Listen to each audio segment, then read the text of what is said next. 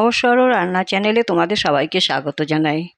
আমি আজ তোমাদেরকে দেখো করলা, যারা নাকি তেতো বলে করলা মুখ ফিরিয়ে নেয় তারাও খুব খুশি খুশি খেয়ে নেবে, এমনভাবে আমি বানাবো, একটু তেতো লাগবে না। দেখো প্রথমে আমি করলাগুলোকে একটু এইভাবে উপর থেকে একটু ছিলে তৈরি করে নেব। হ্যাঁ,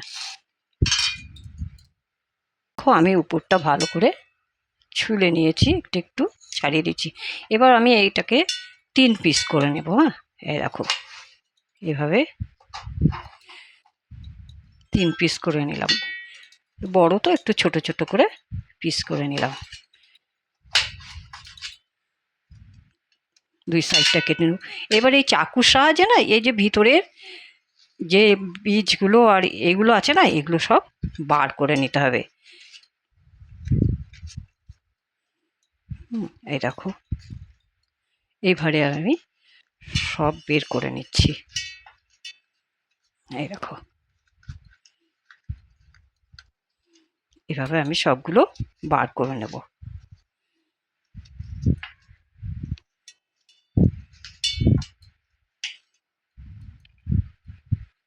দেখো আমি সব বার করে নিয়েছি। হ্যাঁ, এই দেখো সব বার করে নিয়েছি। এখন কি করব, এগুলোকে না একটু লবণ দিয়ে 5 মিনিট রেখে দেবো। হ্যাঁ, এই দেখো একটু লবণ মাখিয়ে একটু 5 মিনিট ওকে রেস্টে রেখে দিই।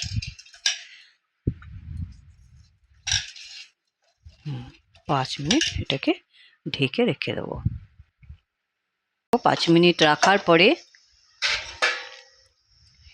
আমি একটা বাসনে জল রেখেছি, দেখো সসপ্যানে আমি একটু ভাপ দিয়ে নেবো। হ্যাঁ, এগুলো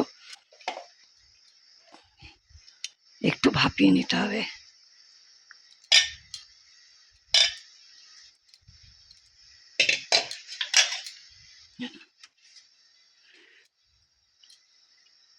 একটু ভাপিয়ে নিচ্ছি।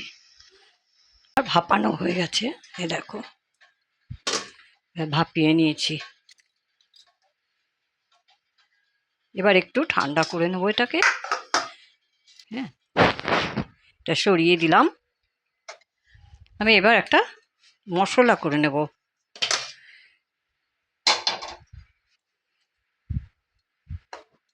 কড়াই বসিয়ে দিলাম,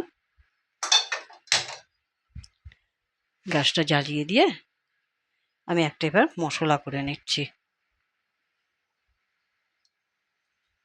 তেলটা গরম হয়ে গেছে, একটু জিরে ফোড়ন দিয়ে দিচ্ছি, দুটো শুকনো লঙ্কা দিয়ে দিলাম, একটু হিং দিয়ে দিচ্ছি। হ্যাঁ, এবারে আমি এই পেঁয়াজ কুচি দিয়ে দিলাম,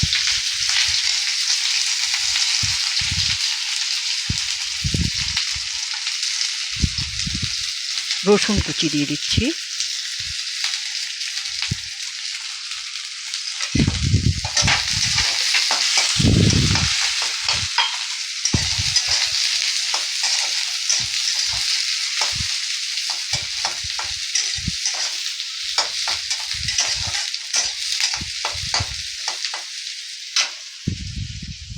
তো পেঁয়াজটা একটু নরম হয়ে গেছে। আমি এর মধ্যে এবারে একটু বেসন দিয়ে 2 চামচ বেসন দিয়ে দিচ্ছি। বেসনটা একটু ভেজে নেব।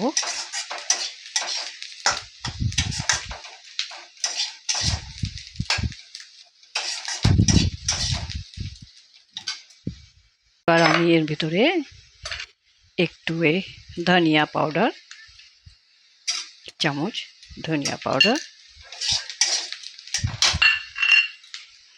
1 চামচ এই জিরা পাউডার,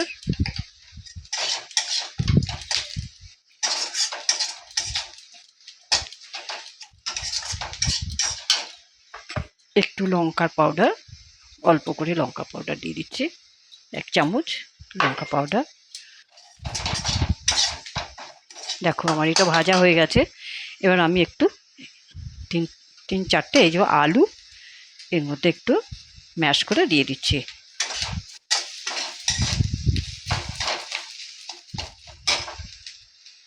হ্যাঁ, আলুটা ভালো করে ম্যাশ করে নিতে হবে। এই দেখো,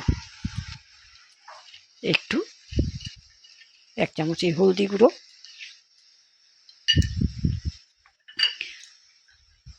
এই একটু লবণ, আন্দাজ মতন একটু লবণ দিয়ে দিও,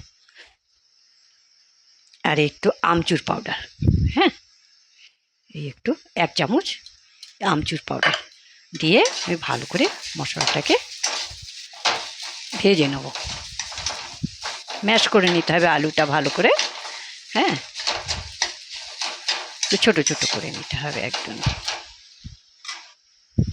আলু এই যখন মশলাটা তৈরি হয়ে গেছে, হ্যাঁ না, এভাবে ম্যাশ করে করে ভালো করে একটু ভেজে নিতে হবে। হ্যাঁ, এভাবে একটু আমি ভেজে নিলাম। আমার ভাজা হয়ে গেল মশলাটা। এর মধ্যে না একটু ধনিয়া কুচি দিয়ে দিই। হ্যাঁ, এই দেখো, ধনিয়া কুচি দিয়ে দিলাম। এবার আমি একটু ঠান্ডা করে নেব এটাকে। মশলাটা তো ভরতে হবে, তো আমি এবার এটাকে মশলাটাকে ঠান্ডা করে নিচ্ছি। ঠান্ডা করে আমাদের রাখছি। এত টেস্টি হয় খেতে।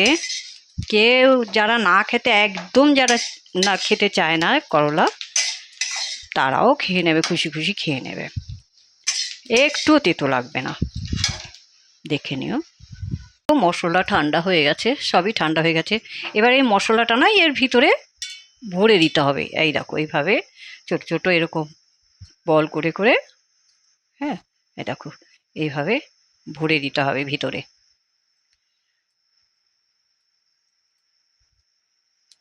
হ্যাঁ, এইভাবে আমি সবগুলোর ভিতরে দেখো, এটা ভালো করে ঠেসে ঠেসে পুরটা দিয়ে দিতে হবে। এই দেখো, এইভাবে দিয়ে দিতে হবে। এইভাবে আমি সবগুলো ভরে নিচ্ছি। এই দেখো, এইভাবে আরেকটাও দেখিয়ে দিচ্ছি। হ্যাঁ, এইভাবে, এই দেখো, এইভাবে ভালো করে চেপে চেপে ভালো করে চেপে দিতে হবে। হ্যাঁ না, এই দেখো, এইভাবে আমি সবগুলো ভরে নেব। মশলাগুলো সব ভরে নিয়েছি। হ্যাঁ, এই দেখো, মশলাগুলো সব এর মধ্যে ভরে নিয়েছি। এবার একটা কড়াই বসালাম। কড়াইতে একটু সরষের তেল দিয়ে দেবো।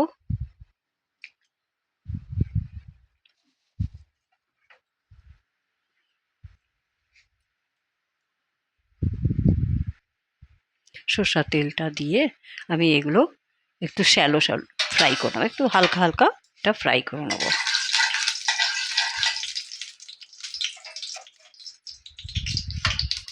তেলটা গরম হয়ে যাচ্ছে, গরম হয়ে গেলে আমি এগুলো দিয়ে দিচ্ছি। এই সব দিয়ে দিলাম।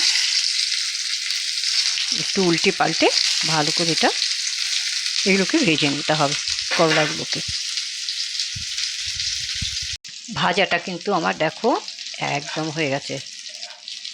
এটা উল্টে উল্টে উল্টে পাল্টে এটা ভালো করে ভাজা করে নিতে হবে। ভেজে নিলাম। হ্যাঁ, এই দেখো কত সুন্দর হয়েছে দেখতে। দেখো, খেতেও অতটাই টেস্ট হবে। হ্যাঁ, তোমরা এইভাবে বানিয়ে একবার খেও। হ্যাঁ, আমি তোমাদেরকে একটা প্লেটে উঠিয়ে দেখাবো। হ্যাঁ, দেখো, এই দেখো, সবগুলো আমি সব ভেজে নিয়েছি। দেখো, হয়ে গেছে আমার। আমি এটা প্লেটে উঠিয়ে তোমাদেরকে দেখাচ্ছি। দেখো কত সুন্দর হয়েছে দেখতে, খেতেও অতটাই টেস্ট হয়। তোমরা এইভাবে একবার বানিয়ে খেয়ে দেখো। ঠিক আছে, আমাকে বলো কমেন্টে কীরকম হয়েছে। আর যদি ভালো লাগে রেসিপিটা, তাহলে একটা লাইক করো, সবার সঙ্গে শেয়ার করো। হ্যাঁ, আর সাবস্ক্রাইব করো। আমি আবার একটা নতুন রেসিপি নিয়ে তোমাদের কাছে আসবো। তোমরা সবাই ভালো থেকো, সবাই সুস্থ থেকো। ধন্যবাদ।